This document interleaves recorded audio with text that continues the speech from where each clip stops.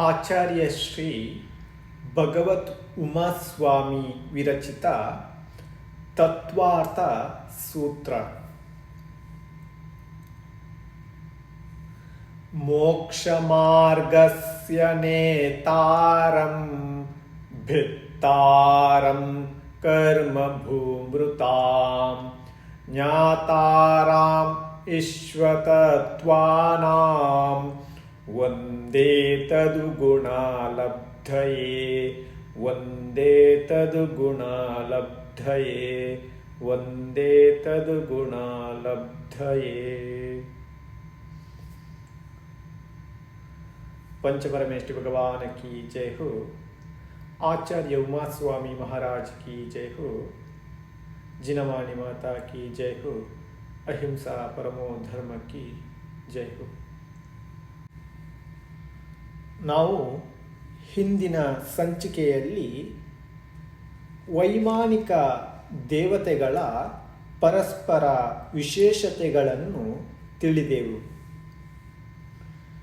ಇವತ್ತು ಅದರ ಮುಂದುವರೆದ ಭಾಗ. ಸೂತ್ರಕಾರರು ಕಲ್ಪ ಸಂಜ್ಞೆ ಯಾವುದಕ್ಕೆ ಇರುತ್ತದೆ ಎಂಬುದನ್ನು ಮುಂದಿನ ಸೂತ್ರದಲ್ಲಿ ತಿಳಿಸುತ್ತಾರೆ. ಸೂತ್ರ 23. ಪ್ರಾಗ್ ಗ್ರೈವೇಯಕೇಭ್ಯಃ ಕಲ್ಪಾಃ. ಅರ್ಥ: ಸೌಧರ್ಮದಿಂದ ಹಿಡಿದು ಗ್ರೈವೇಯಕ್ಕಿಂತ ಮುಂಚೆ, ಅಂದರೆ 16ನೆಯ ಸ್ವರ್ಗದವರೆಗೆ ಕಲ್ಪ ಸಂಜ್ಞೆ ಇದೆ. ಯಾಕೆಂದರೆ ಯಾವುದರಲ್ಲಿ ಇಂದ್ರ ಇತ್ಯಾದಿಗಳ ಕಲ್ಪನೆ ಇರುತ್ತದೆಯೋ ಅವುಗಳನ್ನೇ ಕಲ್ಪ ಎನ್ನುವರು. ಆದ್ದರಿಂದ ನವಗ್ರೈವೇಯಕ, ನವ ಅನುದಿಶೆ ಮತ್ತು 5 ಅನುತ್ತರೆಗಳು ಕಲ್ಪಾತೀತವಿದೆ. ಇವುಗಳಲ್ಲಿ ಅಹಮೀಂದ್ರರಿರುವುದರಿಂದ ಇಂದ್ರಾದಿಗಳ ಕಲ್ಪನೆ ಇಲ್ಲಿ ಇರುವುದಿಲ್ಲ. ಮುಂದಿನ ಸೂತ್ರದಲ್ಲಿ ಲೋಕಾಂತಿಕ ದೇವತೆಗಳ ಕಥನವನ್ನು ಮಾಡುತ್ತಾರೆ. ಸೂತ್ರ 24. ಬ್ರಹ್ಮ ಲೋಕಾಲಯ ಲೌಕಾಂತಿಕಾಃ. ಅರ್ಥ: ಬ್ರಹ್ಮಲೋಕವೆಂಬ 5ನೆಯ ಸ್ವರ್ಗದಲ್ಲಿ ವಾಸಿಸುವ ದೇವತೆಗಳು ಲೋಕಾಂತಿಕರು ಇದ್ದಾರೆ. ಅವುಗಳಿಗೆ ಲೋಕಾಂತಿಕ ಎಂಬ ಹೆಸರು ಸಾರ್ಥಕವಿದೆ.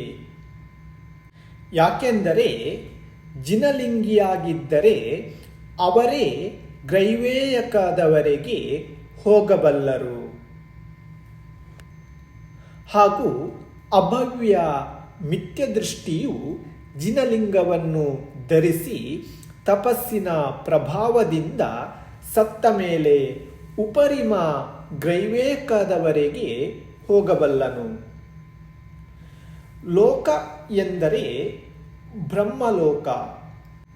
ಅದರ ಅಂತ್ಯದಲ್ಲಿ ಯಾರು ವಾಸಿಸುತ್ತಾರೋ ಅವರು ಲೋಕಾಂತಿಕರು.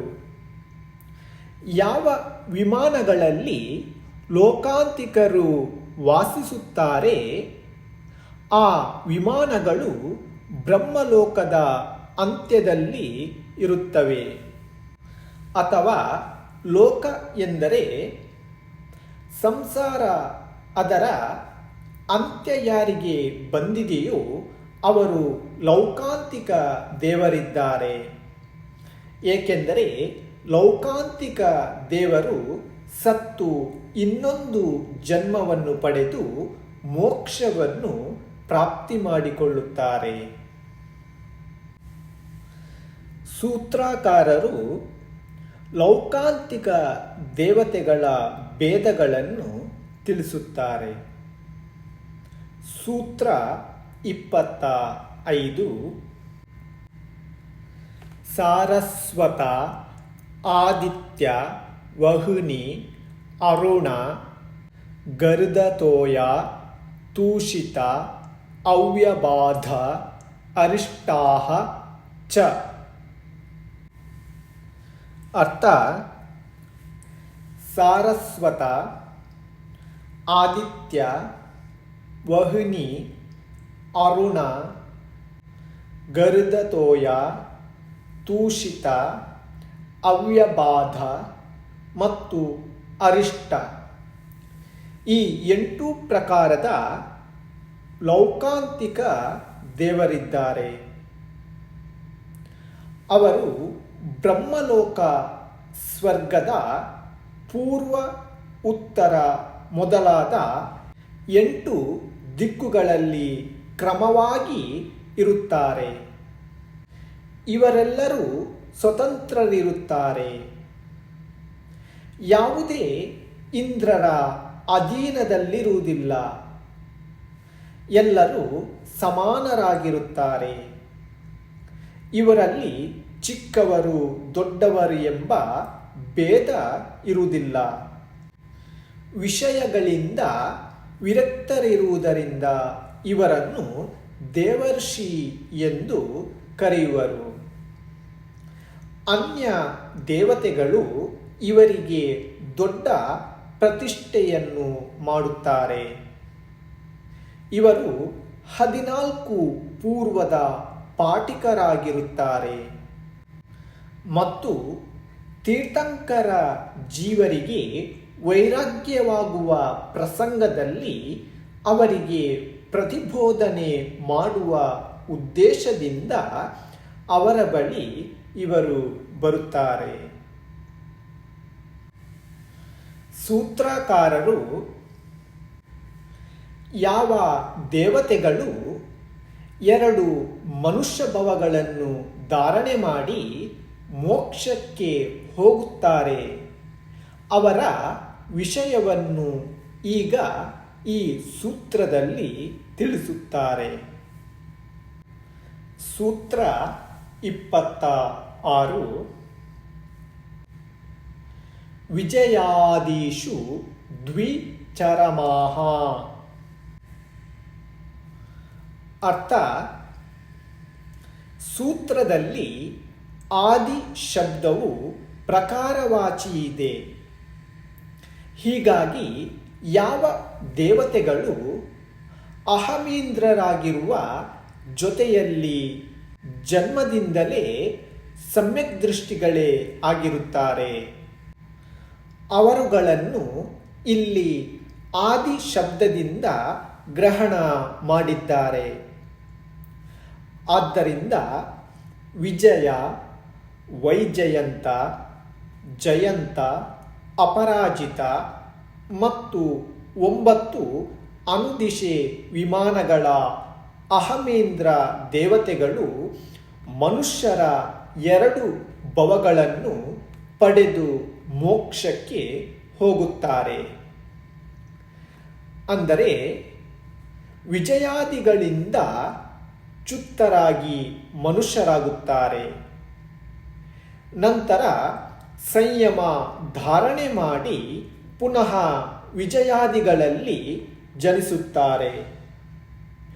ಮತ್ತೆ ಅಲ್ಲಿಂದ ಚ್ಯುತರಾಗಿ ಮನುಷ್ಯರಾಗಿ ಮೋಕ್ಷವನ್ನು ಪ್ರಾಪ್ತಿ ಮಾಡಿಕೊಳ್ಳುತ್ತಾರೆ. ಆದ್ದರಿಂದ ಅವರನ್ನು ದ್ವಿಚರಮರೆಂದು ಕರೆಯಲಾಗುತ್ತದೆ. ಏಕೆಂದರೆ ಮನುಷ್ಯ ಭವದಿಂದಲೇ ಮೋಕ್ಷ ಸಿಗುತ್ತದೆ. ಆದ್ದರಿಂದ ಮನುಷ್ಯ ಭವವನ್ನು ಚರಮದೇಹ ಎಂದು ಕರೆಯುತ್ತಾರೆ. ಮತ್ತು ಯಾರು 2 ಬಾರಿ ಚರಮದೇಹವನ್ನು ಧರಿಸುತ್ತಾರೆ ಅವರು ದ್ವಿಚರಮರೆಂದು ಕರೆಯಲ್ಪಡುತ್ತಾರೆ. ಇಲ್ಲಿ ವಿಶೇಷವಾಗಿ ತಿಳಿಯಬೇಕಾಗಿದ್ದು ಏನೆಂದರೆ, ಅನುದಿಶೆ ಮತ್ತು 4 ಅನುತ್ತರೆಗಳ ದೇವತೆಗಳು ಒಂದೇ ಭವಧಾರಣೆ ಮಾಡಿಯೂ ಮೋಕ್ಷಕ್ಕೆ ಹೋಗಬಹುದು. ಇಲ್ಲಿ ಅಧಿಕವೆಂದರೆ 2 ಭವವನ್ನು ತಿಳಿಸಿದ್ದಾರೆ. ಇದರಿಂದ ಇಲ್ಲಿ ಸರ್ವಾರ್ಥ ಸಿದ್ಧಿಯ ಗ್ರಹಣವನ್ನು ಮಾಡಲಾಗಿಲ್ಲ. ಯಾಕೆಂದರೆ ಸರ್ವಾರ್ಥ ಸಿದ್ಧಿಯ ದೇವತೆಗಳು ಅತ್ಯಂತ ಉತ್ಕೃಷ್ಟರಾಗಿರುತ್ತಾರೆ.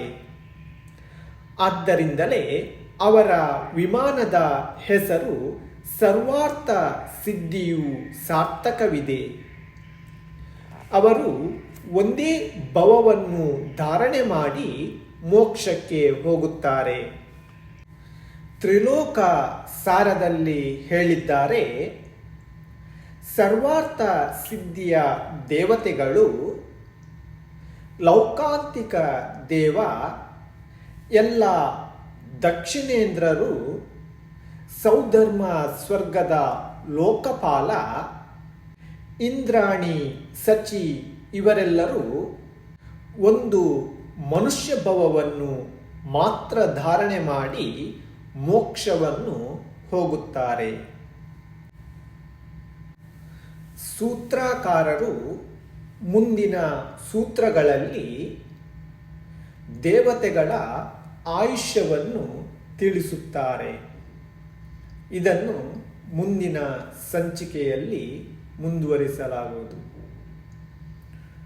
पंचपरमेष्टि भगवान की जय हो। आचार्य उमा स्वामी महाराज की जय हो। जिनवाणी माता की जय हो। अहिंसा परमो धर्म की जय हो।